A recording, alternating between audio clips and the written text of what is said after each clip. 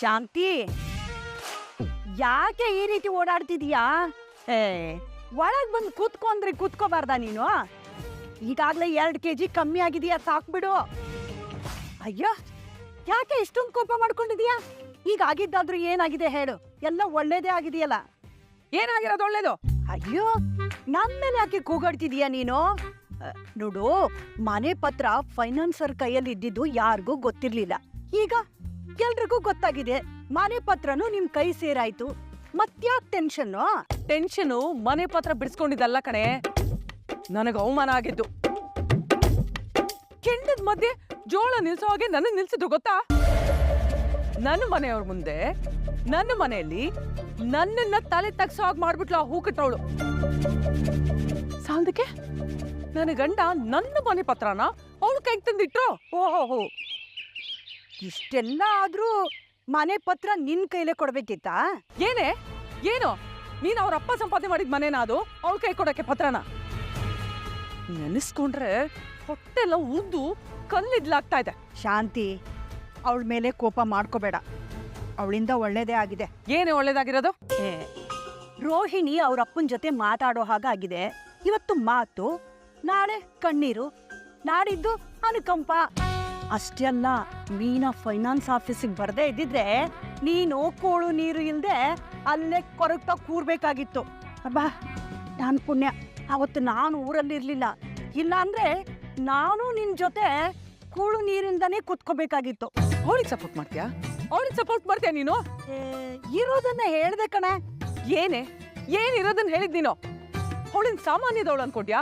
ನಾಗರಹಾವು ಅವಳು ಮತ್ಸರ ಇಟ್ಕೋತಾಳೆ.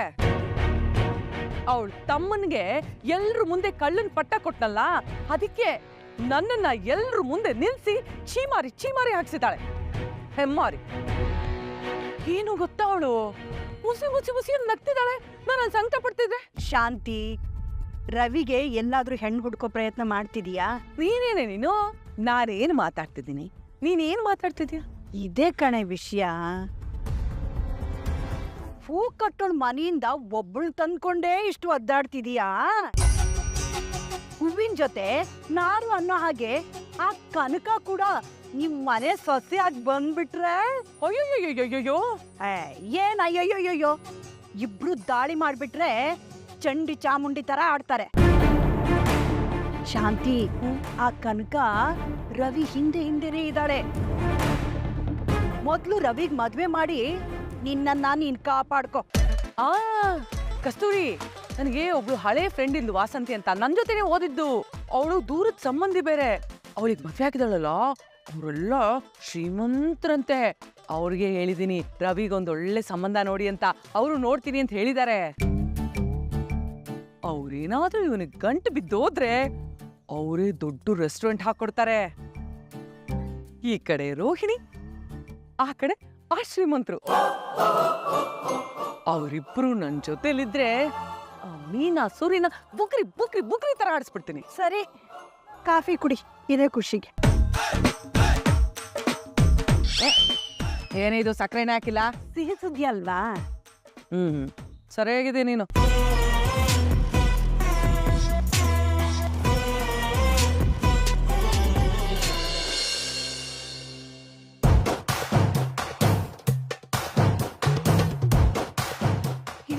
ಎಲ್ರು ಮನೇಲಿ ಯಾರು ಕಾಣ್ತಾನೆ ಇಲ್ವಲ್ಲ? ಶಾಂತಿ, ಕನ್ನಡಕ ಹಾಕೋದ್ ಮರ್ತೋಯ್ತಾ? ನಾನ್ ಯಾವತ್ರಿ ಕನ್ನಡಕ ಹಾಕಿದ್ದೆ? ಮತ್ತಿನ್ನೇನೆ, ಇನ್ ಮುಂದೆ ಗರ್ಡ್ಗ ನಿಂತೀನಿ. ನೀನು ಯಾರು ಕಾಣಿಸ್ತಾನೆ ಇಲ್ಲ, ಇಲ್ಲವೇ ಇಲ್ಲ ಅಂತೆಲ್ಲೇ. ನಾನು ಹಸಿರು ಬಾಟ ಹಿಡ್ಕೊಂಡು ಸ್ಟೇಷನ್ ಮಾಸ್ಟರ್ ತರ ಹಿಂಗೆ ಅಲ್ಲಾಡ್ತಾ ನಿಂತಿದ್ರೆ ಚೆನ್ನಾಗಿರುತ್ತಾ? ಅಯ್ಯೋ, ಯಾವಾಗ ನೋಡಿದ್ರು ನಿಮ್ಗೆ ಟ್ರೈನು ಬಾವುಟ ಇದೆಲ್ಲ ಬಿಟ್ರೆ ಏನು ಗೊತ್ತೇ ಆಗಲ್ವೇನ್ರಿ ನಿಮ್ಗೆ? ಒಂದ್ ಮುಖ್ಯವಾದ ವಿಷಯ ಹೇಳ್ಬೇಕು. ನೀವು ಸೂರ್ಯನ್ ಕರೀರಿ, ನಾನ್ ಮನೋಜನ ಕರಿತೀನಿ. ಮುಖ್ಯವಾದ ವಿಚಾರ? ಏನಪ್ಪ? ಅಲ್ಲ ಕಣೆ, ಸೂರ್ಯನ ಕರಿಗೆಗೆ ಇಲ್ಲಿವರೆಗೂ ಯಾಕೆ ಬಂದೆ? ಅಲ್ಲೇ ಮುಂದೆ ಹೋಗ್ಬಿಟ್ಟು ಕದ ತಟ್ಟಿದ್ರೆ ಆಗ್ತಾ ಇತ್ತು. ಸೂರ್ಯ ಅಂತ ಕಿರ್ಚಿದ್ರೆ ಬಾಯಿ ಬಿದ್ದೋಗ್ತಾ ಇತ್ತಾ, ಅಥವಾ ನಡ್ಕೊಳೋದಿದ್ರೆ ಕಾಲ್ ಬಿದ್ದೋಗ್ತಾ ಇತ್ತಾ? ಏನಾಗ್ತಿತ್ತೆ ನಿನಗೆ? ಈಗೇನು ನೀವು ಕರೀತೀರಾ ಇಲ್ವಾ ಅಷ್ಟು ಹೇಳಿ ಸಾಕು. ಎದುರಿಸ್ಬಿಡಮ್ಮ, ಹಾರ್ಟ್ ವೀಕು. ನಿನ್ನಂತವ್ರ ಜೊತೆಲಿದ್ಮೇಲೆ ನೀನು ಹೇಳ್ದಂಗೆ ಕೇಳಲೇಬೇಕು. ಕರ್ಮ. ಸೂರ್ಯ ಆಪ ಬಾಪ ಇಲ್ಲಿ. ಮನೋಜ, ರೋಹಿಣಿ, ಬಾಮ್ಮ. ಸಪೋರ್ಟ್ ಮಾಡ್ದೆ ಕಣೆ. ಏನಪ್ಪ ಏನಮ್ಮ? ನಿಮ್ಮಮ್ಮ ಏನೋ ನಿಮ್ಮ ಹತ್ರ ಮಾತಾಡ್ಬೇಕಂತಪ್ಪ. ಅಲ್ಲ ಮತ್ತೇನಾದರೂ ಒಡ ಇಟ್ಟಿದಾರ? ಪೊಲೀಸ್ ಏನಾದರೂ ಮನೆಗೆ ಬರ್ತಾ ಇದಾರಪ್ಪ? ಪೊಲೀಸ್ ಅಂದ ತಕ್ಷಣ ನೆನಪಾಯ್ತು, ಈ ದುಡ್ಡು ಕದ್ಕೊಂಡೋಗಿದ್ದಕ್ಕೆ ಕಂಪ್ಲೇಂಟ್ ಕೊಡ್ತೀನಿ ಅಂದಿದ್ದೆ. ಕಂಪ್ಲೇಂಟ್ ಕೊಟ್ಟಿಯೇನೆ? ಕೊಟ್ಟು ಬಂದಿದ್ದೇನೆ. ವಿಚಾರಣೆ ನಡೆಸಿ ಅವರೇ ಹೇಳಿ ಕಳಿಸ್ತೀನಿ ಅಂತ ಹೇಳಿದ್ದಾರೆ. ನನಗೆ ಯಾಕೋ ಇದು ನಮ್ಮಲ್ಲಿರೋರೇ ಮಾಡಿದ್ದಾರೆ ಅಂತ ಅನ್ನಿಸ್ತಾ ಇದೆ.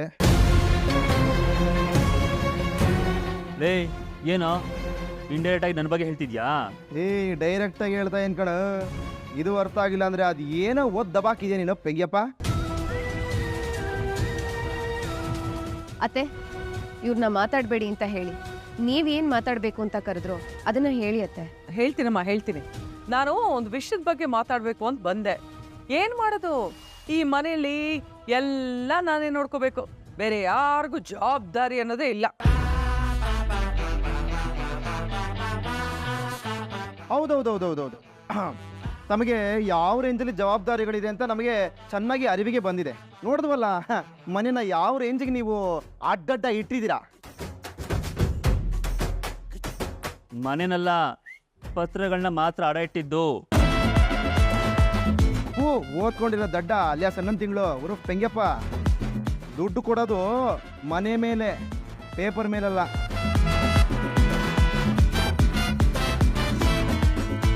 ಈಗೇನು ಇವ್ರು ನನ್ನ ಮಾತಾಡಕ್ ಬಿಡ್ತಾರೆ ಅಲ್ವಾ ಕೇಳಿ. ನೀನ್ ನೇರವಾಗಿ ವಿಷಯಕ್ಕೆ ಬಾರೆ. ಈ ಮನೇಲಿ ನನ್ನ ಮರ್ಯಾದೆ ಕಳ್ತನ ಆಗಿದೆ, ನನ್ನ ಮಾತಿನ ಬೆಲೆ ದೋಚ್ಕೊಂಡು ಹೋಗಿದೆ. ತಮ್ಮ ಮರ್ಯಾದೆ ಯಾರು ಕದ್ದು ಇಲ್ಲ, ದೋಚ್ಕೊಂಡು ಹೋಗಿಲ್ಲ. ತಾವೇ ಗಣೇಶನ ಬಿಡ್ತಾರಲ್ಲ ಯಡಿಯೂರ್ಗೆರೆಯಲ್ಲಿ, ಆ ಥರ ಅದ್ದಿ ಅದ್ದಿ ಅದ್ದಿ ಮುಳುಗ್ಸ್ ಹಾಕ್ಬಿಡ್ತೀರಾ. ಅದನ್ನ ಬಾಯ್ ಮುಚ್ಕೊಂಡ್ರೆ ಕೇಳಿ. ಬಾಯಿ ಮುಚ್ಕೊಂಡಿರ, ನೀ ಬಾಯ್ ಬಿಟ್ಕೊಂಡು ಹೇಳೋ ವಿಷಯ. ನಾನು ಮರ್ಯಾದೆ ಎಲ್ಲ ಪೂರ್ತಿ ಹಾಳಾಗಕ್ ಮುಂಚೆ ಇನ್ನೊಂದು ಮದ್ವೆ ಆಗ್ಬೇಕು ಅಂತ ಯೋಚನೆ ಮಾಡಿದ್ದೀನಿ.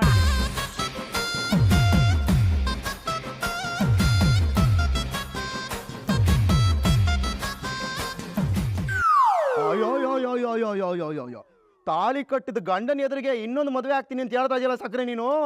ಅಲ್ಲ ಆ ವಯ್ಯನ ಜೀವನ ಎಲ್ಲ ಹಾಳು ಮಾಡ್ತೀನಿ ಅಂತ ಹೋಗ್ತಾ ಇದೆಯಲ್ಲ ನೀನು. ಇಂಥ ದುರ್ಬುದ್ಧಿ ನೀನು ಯಾಕೆ ಬಂದು ಸಕ್ಕರೆ? ಸೂರ್ಯ ಡ್ಯಾಡು, ದೇವ್ರೊಬ್ಬ ಇದ್ದಾನೆ, ಅವನಿಗೆ ಇಷ್ಟು ದೊಡ್ಡ ಮನ್ಸಿದೆ ಅಂತ ಇವಾಗ ಪ್ರೂವ್ ಆಯ್ತು ಬಿಡು. ಓಲಿ ಬಿಡು ಡ್ಯಾಡು, ನೀನು ತಲೆ ಕೆಡಿಸ್ಕೊಬೇಡ. ಈ ಸಂಸಾರ ಅನ್ನೋ ಸಾಗರದಿಂದ ನಿನಗೆ ಮುಕ್ತಿ ಸಿಗ್ತಾ ಇದೆಯಲ್ಲ, ಬಿ ಹ್ಯಾಪಿ. ಅಯ್ಯೋ, ನಾನು ಮಾತಾಡ್ತಿರೋದು ರವಿ ಮದುವೆ ಬಗ್ಗೆ. ಏನೇ ಇದು? ಅವ್ರ ಮೇಲೆ ಸಡನ್ ಆಗಿ ಇಷ್ಟೊಂದು ಪ್ರೀತಿ ನಿನಗೆ ಹೇಗೆ ಬಂತು? ರವಿ ಮೇಲೆ ನನಗೆ ಯಾವಾಗ ತಾನೇ ಪ್ರೀತಿ ಕಡಿಮೆ ಆಗಿತ್ತು? ನಾನೇನು ಕುಂತಿ ತರ 5 ಮಕ್ಕಳನ್ನ ಹೆತ್ತಿಲ್ಲ, ಮುದ್ದಾದ 3 ಗಂಡು ಮಕ್ಕಳನ್ನೇ ಹೆತ್ತಿರುತ್ತೆ.